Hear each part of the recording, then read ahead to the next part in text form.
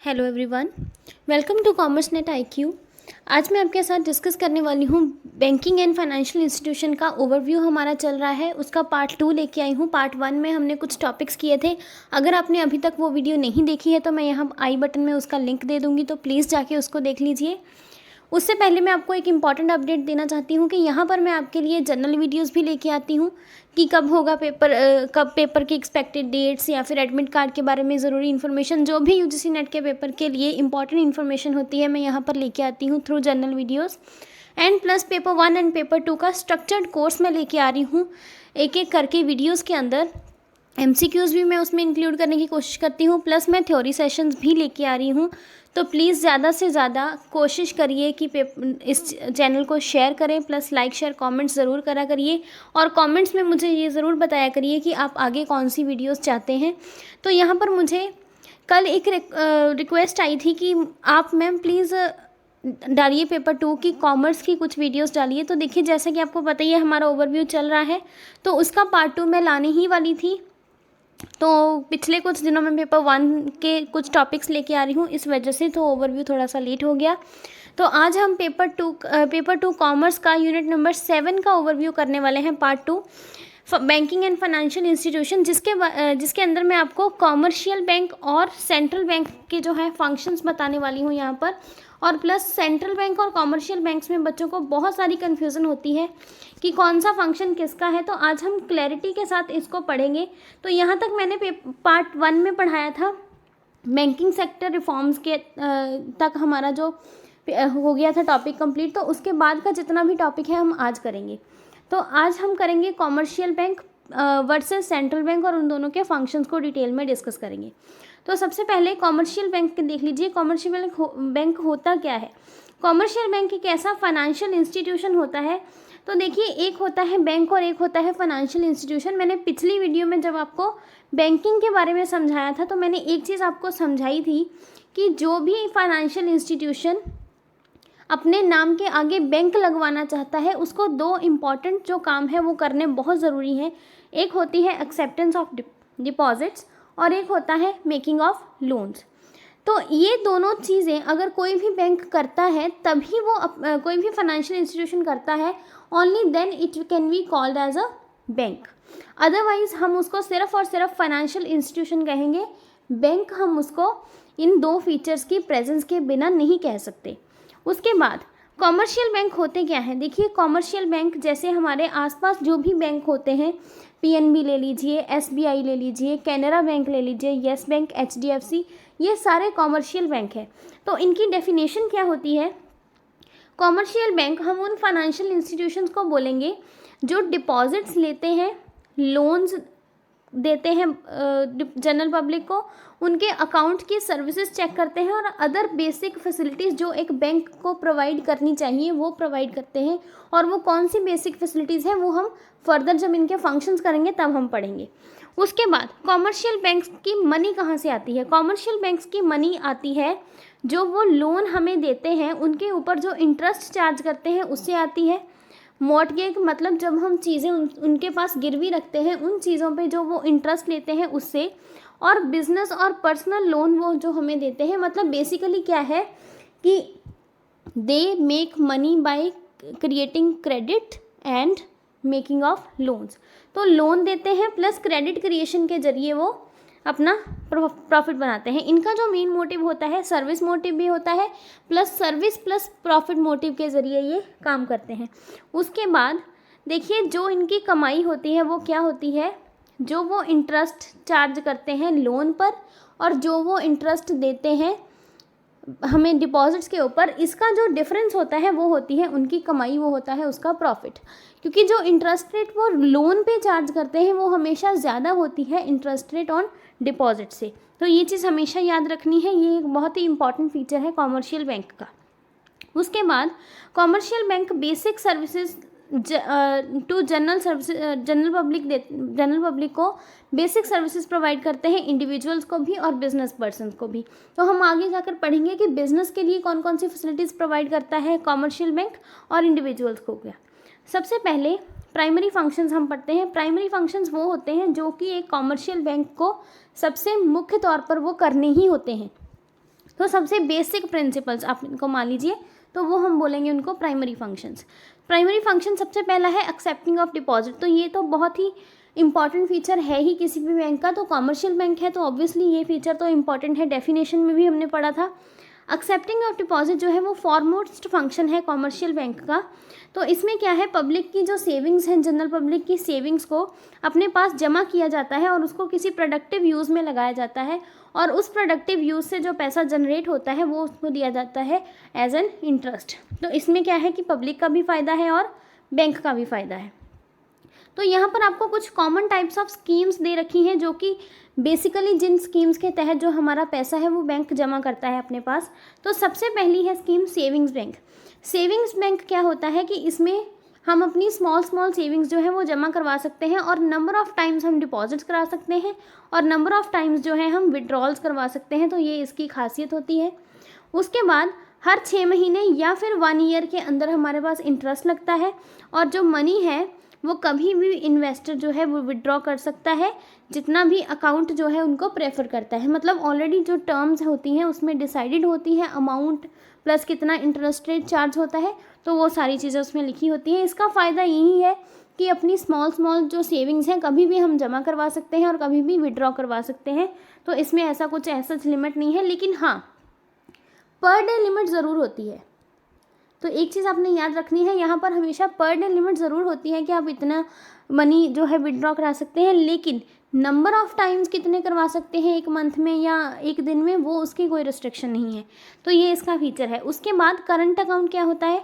Current account mostly businessman use करते हैं। इसमें क्या है, इसमें कोई भी इंटरेस्ट रेट दी नहीं जाती, हाँ, लेकिन बिजनेसमैन से कुछ इंटरेस्ट रेट चार्ज ज़रूर करी जाती है। इसका मेन क्या होता है कि इसमें जो अकाउंट होल्डर है एक फ़िक्स्ड अमाउंट ही विड्रॉ करवा सकता है।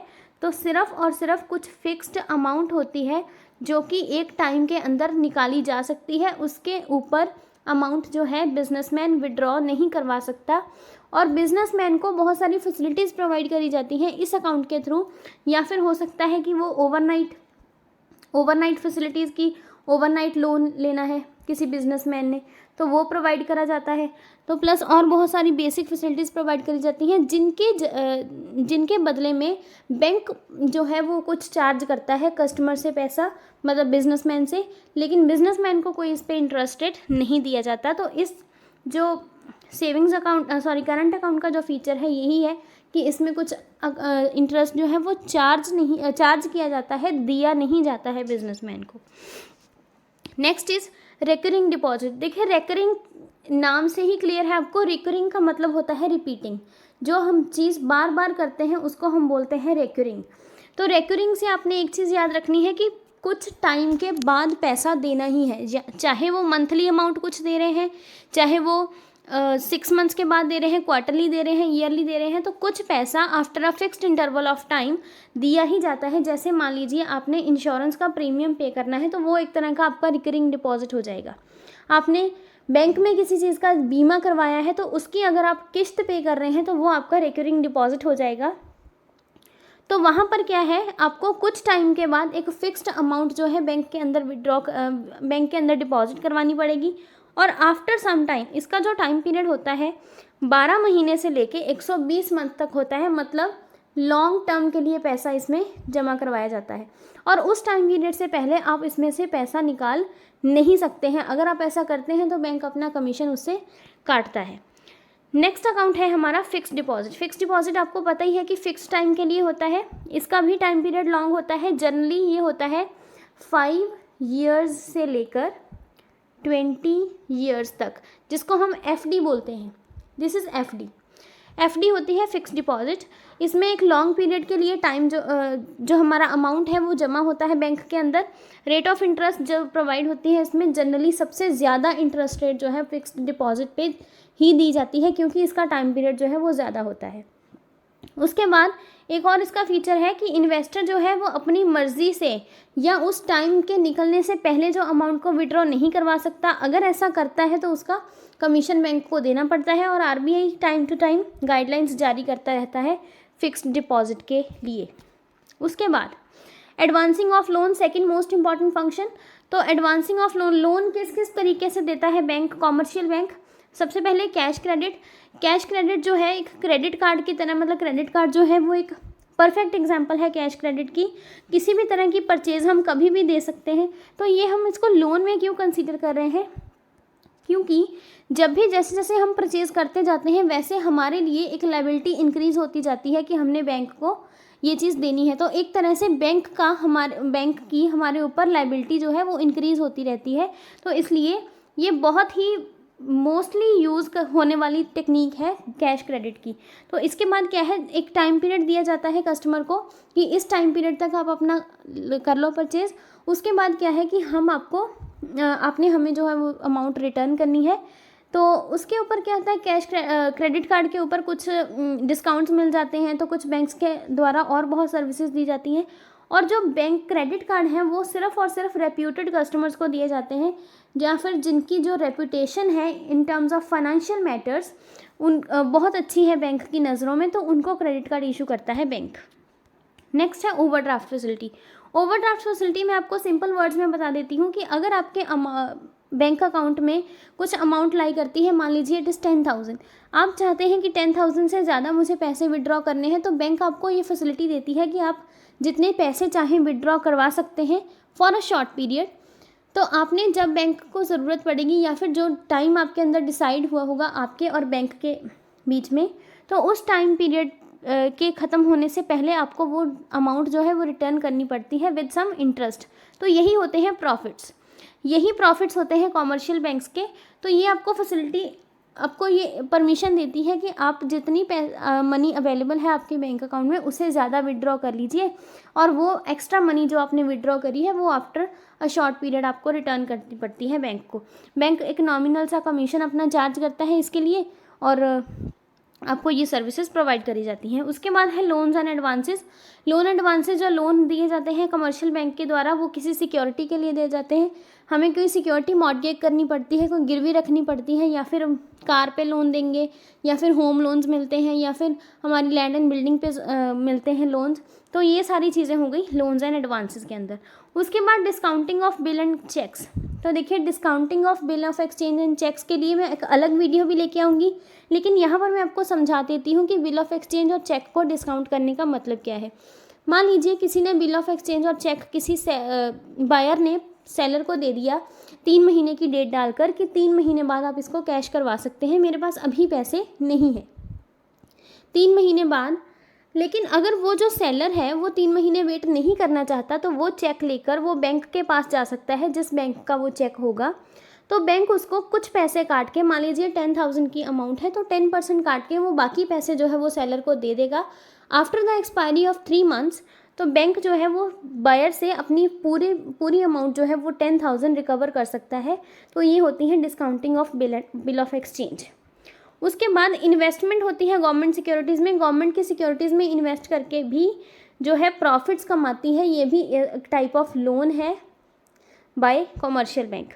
उसके बाद थर्ड जो मेजर फंक्शन है, प्राइमरी फंक्शंस में थर्ड जो मेजर है वो होता है क्रेडिट क्रिएशन। क्रेडिट क्रिएशन क्या होता है कि देखिए, बैंक जो है वो कुछ पार्ट अपने कैश रिजर्व के रखती है डिपॉजिट नीड्स को पूरा रखने के लिए। मान लीजिए कि किसी पर्सन ने अपने बैंक अकाउंट से सारे पैसे निकालने हो, तो वो कैश रेडी भी रखना पड़ता है बैंक को अपने पास। तो वो जो पैसा अलग से रखते हैं ताकि कस्टमर को जो विड्रॉल्स हैं उनको कंप्लीट किया जा सके, तो वो होते हैं कैश रिजर्व्स। तो ज़्यादा से ज़्यादा डिपॉजिट्स को इंक्रीज़ करना वो होता है क्रेडिट क्रिएशन। तो बैंक का थर्ड मोस्ट इंपॉर्टेंट फंक्शन जो है वो क्रेडिट क्रिएशन है। तो वही क्रेडिट क्रिएशन के थ्रू वो लोन्स प्रोवाइड करते हैं, और वही चीज़ से वो उनका ज़्यादा से ज़्यादा डिपॉजिट, जब नंबर ऑफ़ डिपॉजिट्स वो इंक्रीज़ करते हैं तो हम उसको क्रेडिट क्रिएशन बोलते हैं। इन्हीं कैश रिजर्व से उन्होंने अपने लोन पूरे करने होते हैं, और इन्हीं कैश रिजर्व से जो कस्टमर है उनके विड्रॉल्स को भी पूरा करना होता है। तो credit creation is also a primary function of the bank. Next आते हैं हमारे सेकेंडरी फंक्शन। ये भी इंपॉर्टेंट फंक्शन है, लेकिन ये दूसरे नंबर पे आते हैं। जो हमने पहले पढ़े, acceptance of loans, lending, acceptance of deposits, lending of loans plus credit creation, ये तीनों जो है इसके बेसिक फंक्शन है जो कि बीइंग अ कमर्शियल बैंक आपको करने ही होते हैं। नेक्स्ट होते हैं सेकेंडरी फंक्शन। सेकेंडरी फंक्शंस दो पार्ट में डिवाइड है। सबसे पहला क्लासिफिकेशन आता है हमारा एजेंसी फंक्शंस। एजेंसी फंक्शंस वो फंक्शंस होते हैं जिसमें कॉमर्शियल बैंक जो है एक एजेंट की तरह काम करता है फॉर द कस्टमर। सबसे पहले collection and payment of various items, तो बहुत सारी आइटम्स जो है उसकी पेमेंट करता है on the behalf of customer. जैसे मैंने आपको चेक्स की बताई थी, चेक और बिल ऑफ एक्सचेंज को डिस्काउंट करना, तो वो परफेक्ट एग्जांपल हो सकती है एजेंसी फंक्शंस की। उसके बाद सेल की करना, परचेज एंड सेल करनी सिक्योरिटीज़ की। अगर कस्टमर किसी सिक्योरिटीज़ में इन्वेस्ट करना चाहता है या स्टॉक एक्सचेंज में इन्वेस्ट करना चाहता है तो वो सारा उसका मार्केट का काम जो है वो, क्योंकि ये नॉलेज बैंक को बहुत ज़्यादा होती है, इसलिए कस्टमर चाहे तो ये सर्विस बैंक से ले सकता है कि आप मार्केट में स्टडी करके मेरा जो पैसा है वहाँ पर इन्वेस्ट कर दीजिए। तो बैंक इसमें भी एज एन एजेंट काम करता है, लेकिन उसके लिए कुछ सर्विसेज के लिए अपने कमीशन चार्ज करता है वो। उसके बाद ट्रस्टी एंड एग्जीक्यूटर। ट्रस्टी हम क्यों कहेंगे इसको, क्योंकि बहुत सारे इंपॉर्टेंट डॉक्यूमेंट्स और प्रीशियस चीज़ें जो है हम बैंक्स की कस्टडी में रख सकते हैं, जैसे कि लॉकर फैसिलिटीज़, ठीक है, लॉकर फैसिलिटीज़ हो गई, या फिर और सारी बहुत चीज़ें एग्जीक्यूट करता है on the behalf of the customer. अगर कस्टमर चाहे कि मार्केट का कुछ काम है, फाइनेंशियल मार्केट का कुछ काम है या स्टॉक एक्सचेंज का है, तो वो डेटा जो है वो बैंक से लेकर, क्योंकि बैंक जो है वो बहुत ही ज़्यादा नॉलेजेबल इंस्टीट्यूशन है इन मामलों में, फाइनेंशियल इश्यूज़ में, तो बैंक के कस्टमर के बिहाफ पे बैंक जो है वो ट्रस्टी एंड एग्जीक्यूटर का काम करता है इन सारी चीज़ों में। तो बहुत ही इंपॉर्टेंट चीज़ें हम जो है बैंक की कस्टडी में रख सकते हैं। He acts as a trustee for the customer. उसके बाद रेमिटिंग ऑफ मनी। रेमिटेंस मतलब होता है ट्रांसफ़र, एक मनी को एक जगह से दूसरी जगह पे ट्रांसफ़र करना। This is also function of agency function of the commercial bank. अगर हमने किसी भी बैंक अकाउंट में ट्रांसफ़र करना है पैसा, तो हमें खुद बैंक के काउंटर के अंदर पैसा जमा करवाने की ज़रूरत नहीं है। हम बैंक से ये सर्विसेज अवेल कर सकते हैं कि उस कस्टमर के बैंक अकाउंट में आप जो है पैसा ट्रांसफ़र कर दीजिए, उसके बाद बैंक को जो वो मनी है वो लौटाई जा सकती है आफ्टर स्पेसिफाइड टाइम। नेक्स्ट है हमारा फॉरेन एक्सचेंज। हाँ जी, फॉरेन एक्सचेंज की परचेज एंड सेल भी करते हैं। अगर कोई टूरिस्ट यहाँ पर आते हैं, कुछ फॉरेनर यहाँ पर आते हैं, उनको फॉरेन करेंसी की ज़रूरत है, तो बैंक बिल्कुल एजेंट की तरह काम करता है इस मामले में भी, क्योंकि उनके पास सारे बैंक्स की करेंसी होती हैं, या वो RBI से अरेंज करके करेंसी जो है वो अवेलेबल करवाते हैं। तो वहाँ पर क्या है कि हम अपनी फॉरेन एक्सचेंज नीड्स की जो है, फॉरेन करेंसी की जो नीड्स हैं उसको भी हम पूरा कर सकते हैं फ्रॉम द कॉमर्शियल बैंक्स। तो उसके बाद यहाँ पर क्या है, वो कमीशन चार्ज करेंगे ऑब्वियसली, क्योंकि मैंने आपको पहले बताया एजेंसी फंक्शंस जो भी होंगे उनके लिए वो अपना कमीशन चार्ज करेंगे। उसके बाद है letter of reference. Letter of reference जो होता है वो एक गुड क्रेडिट स्कोर के लिए होता है। अगर किसी कस्टमर ने बाहर किसी बैंक के साथ डील करना है, मतलब अपने एरिया से बाहर किसी बैंक के साथ डील करना है, या मान लीजिए फॉरेन बैंक के साथ डील करना है ट्रेड एंड बिजनेस के मामले में, तो लेटर ऑफ रेफरेंस जो है वो इस बात की तसल्ली देता है, इस बात की जो है ऑथेंटिकेशन देता है सामने वाले पर्सन को कि इस कस्टमर का हमारे साथ क्रेडिट स्कोर बहुत अच्छा है, और हम जो है पूरी रिस्पॉन्सिबिलिटी लेते हैं इनके ट्रेड की और इनके क्रेडिट स्कोर की आपके साथ, कि बहुत अच्छे होंगे। जब भी किसी कस्टमर ने क्रेडिट डीलिंग करनी होती है बाहर, अपने एरिया से बाहर, तो वो अपने बैंक से एक लेटर ऑफ रेफरेंस ला के देता है उस पर्सन को, जो कि इस बात का ऑथेंटिकेशन होता है, इस बात का प्रूफ होता है कि उस पर्सन का क्रेडिट स्कोर बहुत अच्छा है, उस पर्सन की बिजनेस डीलिंग बहुत अच्छी है, जिसके बेसिस पे अदर पार्टी जो है, थर्ड पार्टी, वो उस पर्सन के साथ डील करती है ट्रेड की। नेक्स्ट होते हैं हमारे जनरल यूटिलिटी फंक्शन। ये सेकेंडरी फंक्शंस के अंदर ही आते हैं। सबसे पहला तो जनरल यूटिलिटी फंक्शन क्या होते हैं, जिसमें बैंक हेल्प करता है कस्टमर की बहुत सारी सर्विसेज प्रोवाइड करके। तो सबसे पहले उसमें सर्विस आती है हमारी लॉकर फैसिलिटी। तो लॉकर फैसिलिटी आप में से भी बहुत सारे लोग यूज़ करते होंगे। हम अपने ज़रूरी ऑर्नामेंट्स, डॉक्यूमेंट्स, कैश जो है वो बैंक की सेफ कस्टडी में रख सकते हैं, और जब हमारा मन करे एनी टाइम हम बैंक में जा सकते हैं और उस चीज़ को ऑपरेट कर सकते हैं एज़ पर आवर विल। उसके बाद ट्रैवलर्स चेक जो है वो क्या है कि फार अवे प्लेसेस पे अगर कस्टमर जा रहे हैं तो वो बहुत ही ज़्यादा हेल्पफुल होते हैं। ट्रैवलर्स चेक की ऑर्डिनरी चेक से ज़्यादा इनकी वैल्यू होती है फॉर द कस्टमर। अगर कस्टमर फार अवे प्लेसेस पे जा रहा है तो उसको कैश कैरी करने की ज़रूरत नहीं है, क्योंकि कैश को थेफ्ट का खतरा होता है या लॉस का खतरा होता है। तो इसमें क्या है, ट्रैवलर्स चेक वहाँ पर यूज़ करे जाते हैं ताकि हम वहाँ पर उनको कैश फॉर्म में कन्वर्ट कर सकें। और अगर बैंक ट्रैवलर्स चेक इशू कर देता है तो उसमें क्या है, कस्टमर को बहुत ही ज़्यादा कन्वीनियंस हो जाती है फार अवे प्लेसेस में ट्रैवल करते टाइम, जहाँ पर मान लीजिए बैंक की हमारे फैसिलिटीज़ अच्छी अवेलेबल नहीं है, तो वहाँ पर ये ट्रैवलर्स चेक बहुत ज़्यादा हेल्पफुल होते हैं। नेक्स्ट होते हैं कॉमर्शियल बैंक। बिजनेस स्टैटिस्टिक्स की भी इंफॉर्मेशन देने में बहुत हेल्पफुल होते हैं। तो मैंने आपको पीछे समझाया कि जो बैंक होते हैं वो बीइंग अ फाइनेंशियल इंस्टीट्यूशन, उनके पास बहुत सारी इन्फॉर्मेशन अवेलेबल होती है मार्केटिंग स्टैटिस्टिक की, कि मार्केट में अगर हमने स्टॉक एक्सचेंज में पैसा लगाना है, मान लीजिए स्टॉक एक्सचेंज में लगाना है या किसी और फाइनेंशियल मार्केट में लगाना है, तो कहाँ और किस चीज़ के अंदर पैसा लगाना बेनिफिशियल होगा अब के टाइम में, प्रेजेंट सिनेरियो के हिसाब से ये बैंक से ज़्यादा नॉलेज किसी भी इंस्टीट्यूशन को नहीं हो सकती है।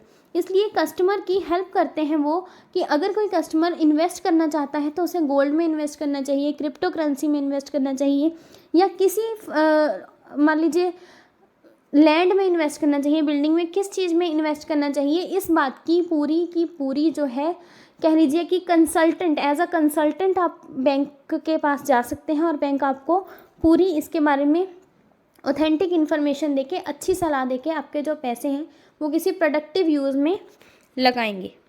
नेक्स्ट है हमारा मार्केट डेटा देते हैं, तो हाँ जी ये भी हो गया। उसके बाद अंडरराइटिंग फंक्शंस परफॉर्म करते हैं। अंडरराइटिंग फंक्शन ये होता है कि तीसरी पार्टी को ये अश्योरेंस देना कि अगर कस्टमर ने आपकी कोई अमाउंट अनपे रखी होगी तो वो कस्टमर के बिहाफ पे बैंक के द्वारा पे करी जाएगी। और ये फैसिलिटीज़ ध्यान रखिएगा उन्हीं कस्टमर्स को होती हैं, या तो बिजनेसमैन को होती हैं या तो उन्हीं पर्सन्स को होती हैं जिनका क्रेडिट स्कोर बैंक के साथ बहुत अच्छा है, जिनकी डीलिंग बहुत अच्छी है, या फिर बैंक को लगता है कि इनके पास कुछ ऐसा सोर्स ऑफ इनकम है कि ये हमारा जो पैसा है उसको टाइमली रिटर्न कर देंगे। तो सिर्फ उन्हीं पर्सन्स को, उन्हीं कस्टमर्स को ये फैसिलिटी अवेलेबल होती है। अदरवाइज सभी कस्टमर्स की वो अंडरराइटिंग नहीं कर सकते, सभी पार्टनर्स कस्टमर्स की वो ऑथेंटिकेशन नहीं दे सकते।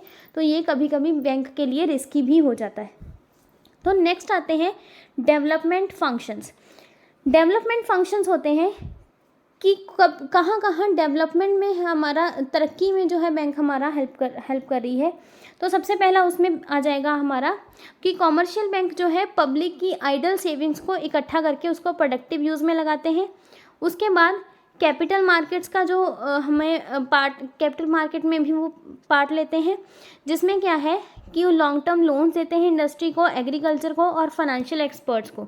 तो ये सारे तीन जो मेजर हमारे एरियाज़ हैं जो कि एक इंडियन इकॉनमी का मेन पार्ट है, जहाँ से फाइनेंस जो है वो क्रिएट होता है। तो उन तीनों चीज़ों की अपलिफ्टमेंट के लिए बैंक जो है वो बहुत काम कर रहे हैं। तो ये डेवलपमेंट फंक्शंस का बहुत ही इंपॉर्टेंट हिस्सा है। उसके बाद वीकर सेक्शन को वो लोन देते हैं और अपनी ब्रांचेस खोलते हैं रूरल एरिया में, ताकि जो रूरल एरियाज़ के लोग हैं वो भी बैंकिंग फैसिलिटीज़ को एंजॉय कर सकें। उसके बाद स्पेकुलेशन पर्पस के लिए लोन नहीं देते हैं, मतलब सट्टेबाजी के लिए लोन नहीं दिया जाता। देखिए, speculation is always not a wrong word. Speculation अगर स्टॉक एक्सचेंज की करी जाए तो स्पेकुलेशन एक बिजनेस है, लेकिन अगर मैच फिक्सिंग करी जाए या फिर किसी और चीज़ की स्पेकुलेशन करी जाए तो वो गलत बात है। तो यहाँ पर स्पेकुलेशन, रॉन्ग स्पेकुलेशन की बात करी गई है। अगर हम मार्केट स्टॉक एक्सचेंज की बात करें तो स्टॉक एक्सचेंज की जो स्पेकुलेशन है वो बहुत सारे लोगों का बिजनेस है।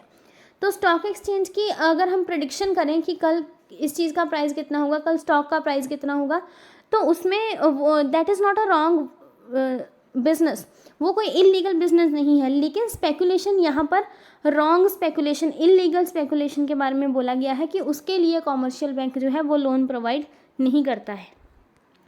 नेक्स्ट हमारा बहुत ही इंपॉर्टेंट फंक्शन आता है, वो है हमारा सेंट्रल बैंक। सेंट्रल बैंक एक एपेक्स बॉडी है। एक मान लीजिए कि कॉन्स्टिट्यूशन डिसाइड करता है कि पूरा बैंकिंग स्ट्रक्चर, पूरी कंट्री का बैंकिंग स्ट्रक्चर कैसे चलेगा। और इसमें क्या है, इसका मेन फंक्शन होता है कि फॉर्मुलेट करना पॉलिसीज़ को और एग्जीक्यूशन करना, और ये देखना कि सारे कॉमर्शियल बैंक जो हैं वो उनकी वर्किंग सही है, उनके सुपरवाइज़र की तरह काम करता है, तो ये काम होते हैं सेंट्रल बैंक के। एक एपेक्स इंस्टीट्यूशन सबसे बड़ा इंस्टीट्यूशन है बैंकिंग स्ट्रक्चर के मामले में अगर देखा जाए तो। उसके बाद इंडिया का सेंट्रल बैंक कौन सा है? Reserve bank of India, the reserve bank of India. The reserve bank of India, the central bank of India एक एपेक्स बॉडी है, मैंने आपको बताया। यही रिस्पॉन्सिबल होता है कि एक हमारी इकोनॉमी के अंदर इकोनॉमिक स्टेबिलिटी कैसे आ सकती है, कैसे फाइनेंशियल मैटर्स को डील करा जाए ताकि हमारी जो इकोनॉमी है उसकी जीडीपी बढ़ती रहे, पॉजिटिव रहे, और कैसे monetary policy plus fiscal policy को फिस्कल पॉलिसी तो गवर्नमेंट वैसे लागू करती है, मॉनेटरी पॉलिसी को कैसे लागू किया जाए, कैसे वो अच्छे तरीके से लागू हो सकती है थ्रू आउट द कंट्री, ये सारी आरबीआई की रिस्पॉन्सिबिलिटी है। आरबीआई की गाइडलाइंस के अकॉर्डिंग जो कमर्शियल बैंक काम करेंगे, रेट ऑफ इंटरेस्ट हर साल डिसाइड होती है, टाइम टू टाइम इनकी गाइडलाइंस के हिसाब से काम किया जाता है। उसके बाद आरबीआई के बारे में कुछ इंपॉर्टेंट डिटेल्स आपको जाननी ज़रूरी है कि इसने अपने ऑपरेशन स्टार्ट करे थे फाइनेंशियल ईयर 1935 में। 1 अप्रैल 1935 में इन्होंने अपने ऑपरेशन स्टार्ट करे थे आरबीआई ने, और ये किस एक्ट के द्वारा आया था, बहुत ही इंपॉर्टेंट डिटेल है ये, कंफ्यूज नहीं होना है दोनों डेट्स में। रिजर्व बैंक एक्ट 1934 के तहत इसको लाया गया था, लेकिन इसने अपने ऑपरेशंस जो स्टार्ट करे थे वो फाइनेंशियल ईयर 1935 में किए थे, क्योंकि 1 अप्रैल 1935 हो गया था, और बैंकिंग का जो फाइनेंशियल ईयर होता है वो होता है 1 अप्रैल टू 31 मार्च। तो यहाँ पर 2 डेट्स हैं। और तीसरी सबसे इम्पॉर्टेंट चीज़ यहाँ पर ये है कि ये किसकी रिकमेंडेशन पे बनाया गया था? Hilton young commission. तो आपको शायद पता होगा कि बैंकिंग के अंदर बहुत सारे कमीशंस आए थे, तो मैं आपको एक पूरा सेशन उस पर करवाऊँगी, सारी कमेटीज़ बताऊंगी, सारे कमीशंस बताऊंगी कि किस कमीशन की रिकमेंडेशन पर कौन सा बैंक आया है, कौन सा फाइनेंशियल इंस्टीट्यूशन आया है, जिसमें से बहुत सारे क्वेश्चन पूछे जाते हैं यूजीसी नेट पेपर 2 के अंदर। मैनेजमेंट ले लीजिए चाहे कॉमर्स ले लीजिए, तो मैं बहुत ही इंपॉर्टेंट वो टॉपिक है, मैं आपके लिए ज़रूर लेके आऊँगी उसके ऊपर वीडियो। तो यहाँ पर एक डिटेल और है कि जो हमारा सेंट्रल बैंक है उसने काम किया है central bank of Burma, worked as a Central Bank of Burma till April 1947 and Central Bank of Pakistan 1948. 1948 तक ये था central bank of Pakistan and 1947 तक था ये सेंट्रल बैंक ऑफ बुर्मा। तो ये बहुत ही इंपॉर्टेंट डिटेल है, एक बार रिसर्शन रीजन में ऐसा क्वेश्चन पूछा गया था, तो इसलिए मैं ये डिटेल आपके लिए लेके आई हूँ। उसके बाद सेंट्रल बैंक के फंक्शन, सबसे पहले सेंट्रल बैंक के फंक्शन है नोट इशूइंग। तो आपको ये पता है कि सेंट्रल बैंक के अलावा नोट को इशू करने का राइट किसी और के पास नहीं है, तो एक्सक्लूसिव राइट जो नोट इशूइंग का है, करेंसी को इशू करने का है, वो आरबीआई के पास ही है, और इसके द्वारा इशू करे गए नोट जो हैं वो लीगल टेंडर होते हैं थ्रू आउट द कंट्री। ठीक है। उसके बाद होता है रेगुलेशन ऑफ क्रेडिट। क्रेडिट को कैसे रेगुलेट करना है? सीआरआर और एसएलआर 2 रेशोज होती हैं, जिसके द्वारा जो सेंट्रल बैंक है वो कमर्शियल बैंक को ये हिदायत देता है कि रेगुलेशन कंट्रोल कैसे करना है क्रेडिट को। तो सीआरआर और एसएलआर के बारे में थोड़ा सा जान लेते हैं। सीआरआर होती है cash reserve ratio, cash reserve ratio. तो सेंट्रल बैंक ये कहता है कि कॉमर्शियल बैंक्स को अपने टोटल कैश रिजर्व का कुछ पार्ट हमारे पास जमा रखना होता है हमेशा, ताकि उनकी जो लिक्विडिटी है वो कभी भी ब्रेक ना हो। तो मान लीजिए कि सीआरआर चल रही है 9%, तो जितना भी कमर्शियल बैंक के पास टोटल कैश रिजर्व होगा उसका 9% हर टाइम उस कमर्शियल बैंक को आरबीआई के पास जमा रखना पड़ेगा। एसएलआर होता है statutory liquidity ratio, statutory liquidity ratio. यहाँ पर मैं लिख देती हूँ ताकि आपको स्पेलिंग में कुछ प्रॉब्लम ना आए। स्टैट्यूटरी से हमें ये क्लियर होता है कि ये बाय लॉ है, स्टैट्यूटरी लिक्विडिटी रेशो। तो इसका मतलब क्या है? स्टैट्यूटरी लिक्विडिटी रेशो वो रेशो होती है कि बैंक आरबीआई कमर्शियल बैंक को ये गाइडलाइंस देता है कि आपने टोटल एसेट्स का इतना पार्ट एज कैश रखना है, मतलब कैश फॉर्म रखना है, ताकि लिक्विडिटी हमेशा बनी रहे। तो सीआरआर मतलब कुछ पैसा बैंक के पास आरबीआई के पास जमा रखना है, एसएलआर मतलब टोटल एसेट्स का, टोटल करंट एसेट्स का कुछ पार्ट आपने कैश फॉर्म में रखना है, दैट इज़ एसएलआर। तो CRR and SLR, I hope it's clear to everyone. अगर नहीं भी कुछ प्रॉब्लम भी हुआ होगा तो प्लीज़ मुझे कमेंट्स में लिख के बताइएगा। मैं नेक्स्ट वीडियो में अकेले रेशियोज़ के ऊपर लेके आऊँगी, जो मैं इन दोनों में डिफरेंस आपको करवाऊँगी। उसके बाद आएगा आपके पास बैंकर्स बैंक।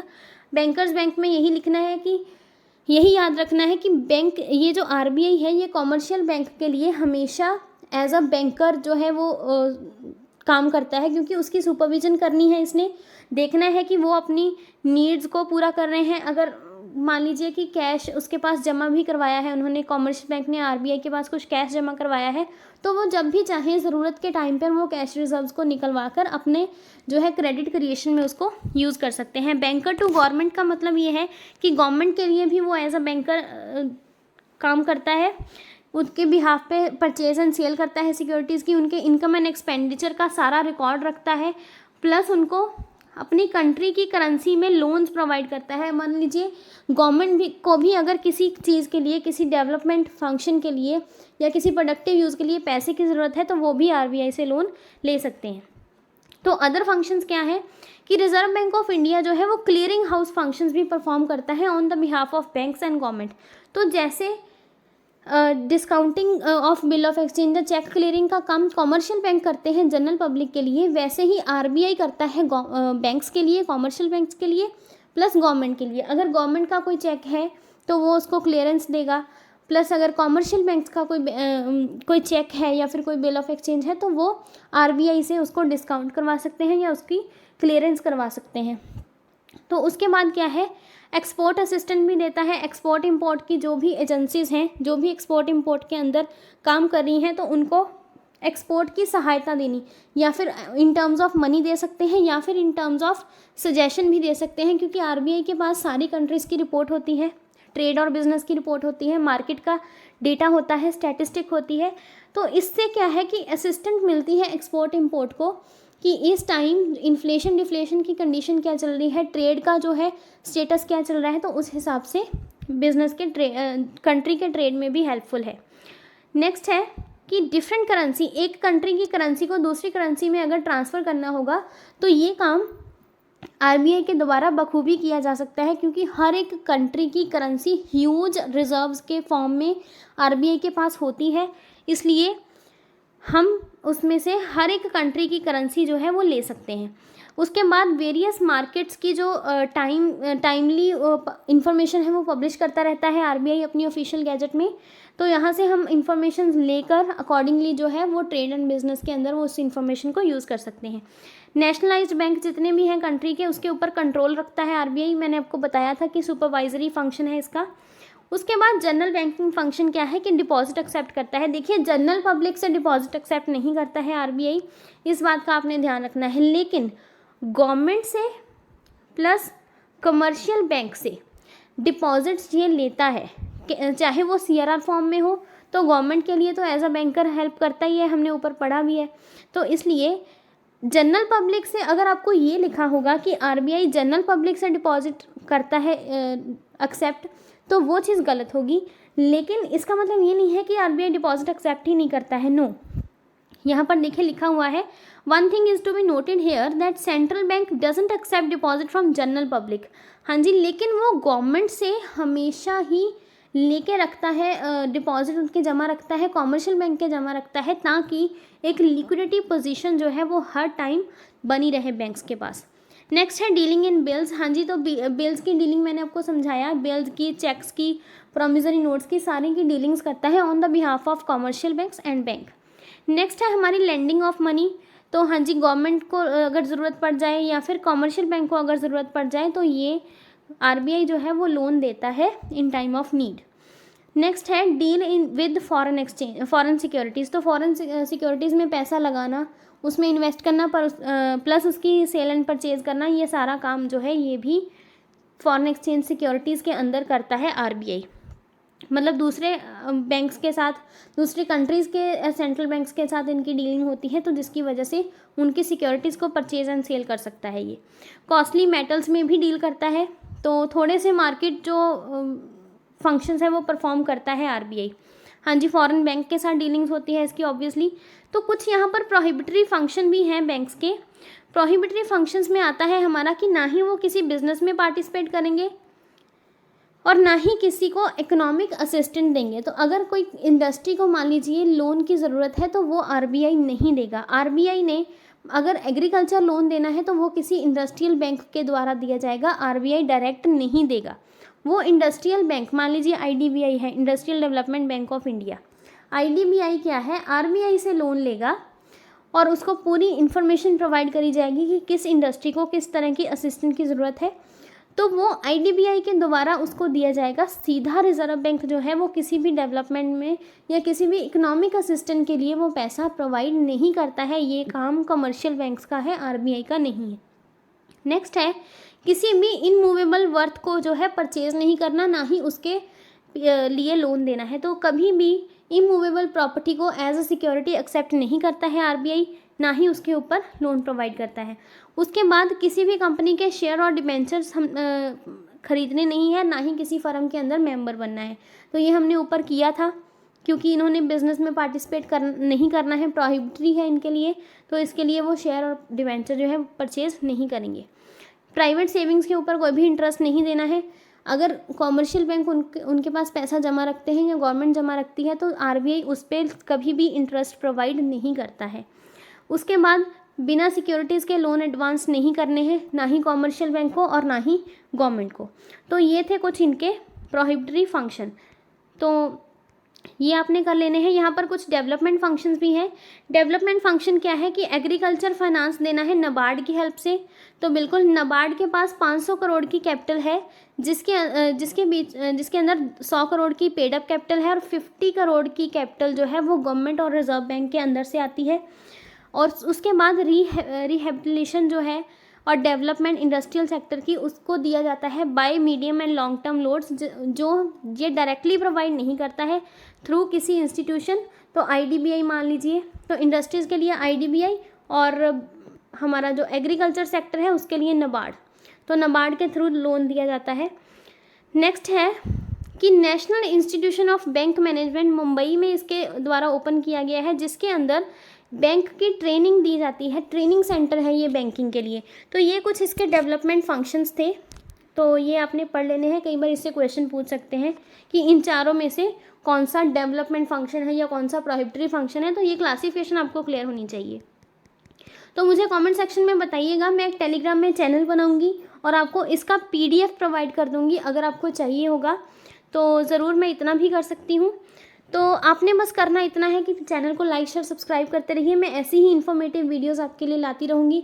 तो प्लीज़ एक काम ज़रूर करा कीजिए कि मुझे रिकमेंडेशन ज़रूर दिया करिए कमेंट्स में कि आपको आगे कौन सी वीडियोस चाहिए। तो ये वीडियो भी मैं एक रिकमेंडेशन पे ही लेके आई हूँ।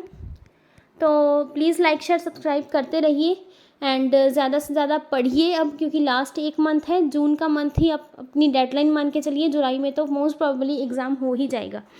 तो तब तक के लिए अपना ध्यान रखें, पढ़ते रहें और थैंक यू सो मच।